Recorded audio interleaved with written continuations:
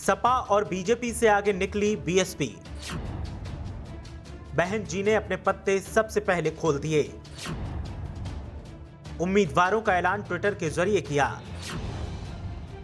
देखिए बहन जी ने किस किस पर लगाया है दांव। क्या बहन जी के ये मोहरे बन पाएंगे बादशाह?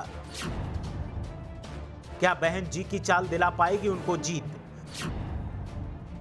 देखिए इस बार किसे कहां से मिला है टिकट। उत्तर प्रदेश में इंतजार किया जा रहा है सपा और बीजेपी के उम्मीदवारों की सूची का, लेकिन इन दोनों ही दलों से पहले बहन जी मायावती ने अपने पत्ते खोलने शुरू कर दिए हैं और उम्मीदवारों का ऐलान भी तेज कर दिया है। मायावती ने तस्वीर साफ करते हुए जहां अपने उम्मीदवारों के नाम बताए, वहीं सपा और बीजेपी से आगे निकलने का दावा किया है।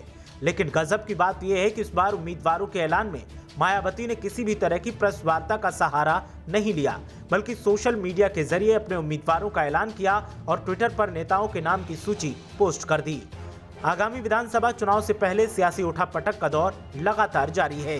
विधानसभा चुनाव को लेकर बहुजन समाज पार्टी ने एक बड़ा ऐलान किया है। बीएसपी चीफ ने सिलसिलेवार ट्वीट के जरिए बताया कि उनकी पार्टी ने कांग्रेस और राष्ट्रीय लोकदल छोड़कर बीएसपी में आए नेताओं को आगामी विधानसभा चुनाव के लिए टिकट दे दिया है। मुजफ्फरनगर जिले के यूपी के पूर्व गृह मंत्री रहे सईदुज्जमा के बेटे सलमान सईद कांग्रेस छोड़कर बहुजन समाज पार्टी में शामिल हो गए हैं। इस बात की जानकारी बीएसपी सुप्रीमो मायावती ने ट्वीट करके दी और उन्होंने ट्वीट किया कि मुजफ्फरनगर जिले के यूपी के पूर्व गृह मंत्री रहे सईदुज्जमा के बेटे सलमान सईद ने कल दिनांक 12 जनवरी को बीएसपी प्रमुख से देर रात मुलाकात की और कांग्रेस छोड़कर बहुजन समाज पार्टी में शामिल हो गए। सईद को बीएसपी ने चरथावल विधानसभा की सीट से अपना उम्मीदवार बनाया है।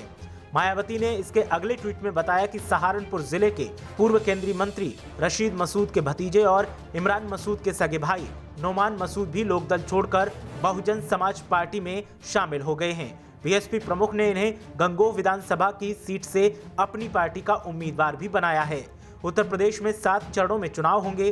पहले चरण की शुरुआत पश्चिमी उत्तर प्रदेश के जिले में होगी और धीरे धीरे कारवां बढ़ते हुए पूर्वी उत्तर प्रदेश पर जाकर समाप्त होगा। यूपी में इस बार भी चुनाव पिछली बार की तरह वेस्ट यूपी से शुरू होंगे। आखिरी चरण पूर्वांचल में होगा। पहले चरण में 58 और आखिरी चरण में 64 विधानसभा सीटों में वोटिंग होगी। लेकिन सियासी ऊंट किस करवट और किस दल की तरफ बैठेगा वो देखना लाजिमी है। उत्तर प्रदेश की सियासत में चुनावी ऐलान के बाद जो भगदड़ मची है, उस भगदड़ ने बीजेपी को कमजोर करने का संकेत दिया है और सपा की मजबूती दिखाई दे रही है। लेकिन इस मजबूती को सपा कैसे अपने पक्ष में करती है वो चुनावी नतीजे बताएंगे। फिलहाल हर किसी की नजर इस बात पर टिकी है कि सुरक्षित चुनाव हो जाएं और चुनावी नतीजों के साथ तस्वीर साफ हो जाए, क्योंकि कयासों की तस्वीर ने लोगों को काफी हलकान कर दिया है और दुविधा में डाल दिया है। ब्यूरो रिपोर्ट, मीडिया हलचल।